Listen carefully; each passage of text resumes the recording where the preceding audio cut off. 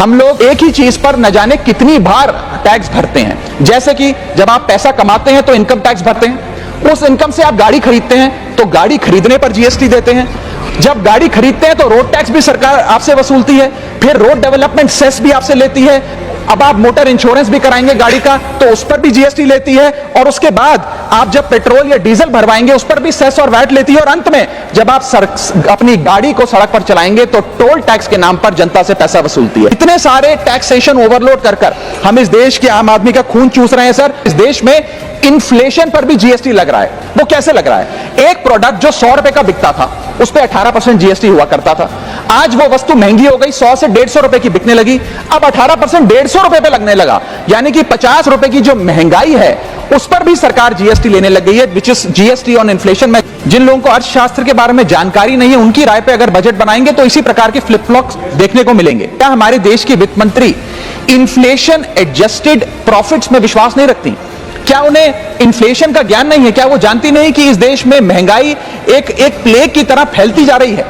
सरकार का एक सूत्री मिशन है टैक्स, सरकार का कमीशन है tax.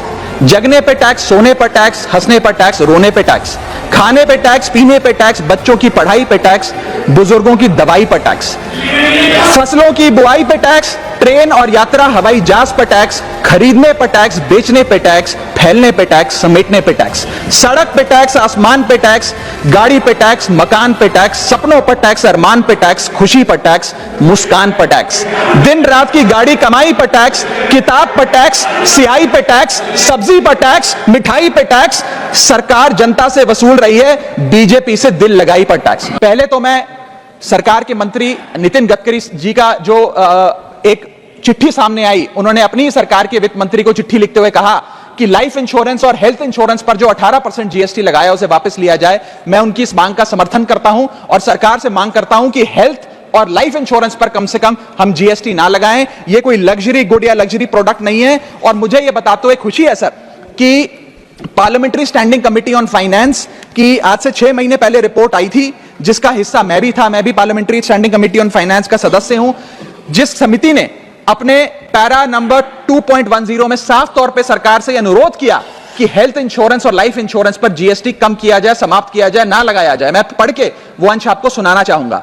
The committee feels that there is a need to rationalise the GST rate on insurance products, specially health and term insurance, which is 18% at present. The high rate of GST results in a high premium burden which acts as a deterrent to getting in insurance policies. The committee, with a view to make insurance more affordable, recommends that GST rates applicable to health insurance products, particularly retail policies, etc., should be reduced. हमारा यह प्रयास होना चाहिए कि एक परिवार, sir बस समाप्त कर रहा हूं, अभी तो मेरा समय रह गया, 1-2 मिनट आप थोड़ा ज्यादा दे दीजिएगा तो सर कुछ फर्क नहीं पड़ेगा, मैं अपनी बात समाप्त कर लूंगा। हेल्थ इंश्योरेंस पे और लाइफ इंश्योरेंस पर हमें टैक्स समाप्त करके लोगों को इंसेंटिवाइज करना चाहिए कि ज्यादा से ज्यादा परिवार भारत के हेल्थ इंश्योरेंस के कवर में आए, लाइफ इंश्योरेंस के कवर में आए। जो मैं सरकार से मांग करूंगा। और सर एक बड़ा इंपॉर्टेंट पहलू मैं आपके सामने हाईलाइट करना चाहूंगा। इस देश में इन्फ्लेशन पर भी जीएसटी लग रहा है। वो कैसे लग रहा है?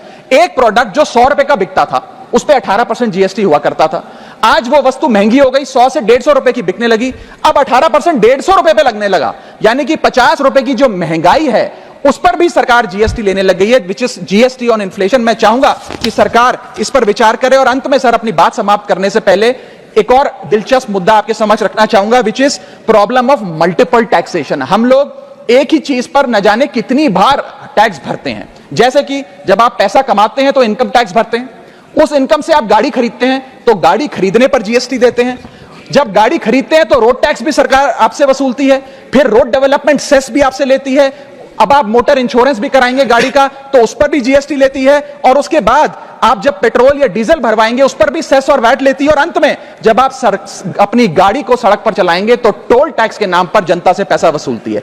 That is multiple taxation points. इतने सारे टैक्सेशन ओवरलोड कर हम इस देश के आम आदमी का खून चूस रहे हैं सर। और सबसे बड़ी प्रॉब्लम इस देश की आज जो बनती जा रही है आम आदमी के लिए वो है टोल टैक्स।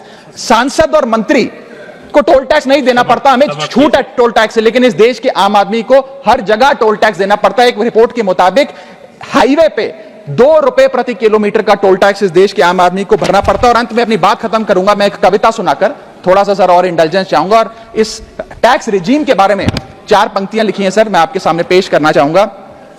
सरकार का एक सूत्री मिशन है टैक्स, सरकार का कमीशन है टैक्स। जगने पे टैक्स, सोने पर टैक्स, हंसने पर टैक्स, रोने पे टैक्स, खाने पे टैक्स, पीने पे टैक्स, बच्चों की पढ़ाई पे टैक्स, बुजुर्गों की दवाई पर टैक्स, फसलों की बुआई पे टैक्स, ट्रेन और यात्रा हवाई जहाज पर टैक्स, खरीदने पर टैक्स, बेचने पे टैक्स, फैलने पे टैक्स, समेटने पे टैक्स, सड़क पे टैक्स, आसमान पे टैक्स, गाड़ी पे टैक्स, मकान पे टैक्स, सपनों पर टैक्स, अरमान पे टैक्स, खुशी पर टैक्स, मुस्कान पर टैक्स, दिन रात की गाड़ी कमाई पर टैक्स, किताब पर टैक्स, सियाही पे टैक्स, सब्जी पर टैक्स, मिठाई पे टैक्स। सरकार जनता से वसूल रही है, बीजेपी से दिल लगाई पर टैक्स। बहुत बहुत शुक्रिया।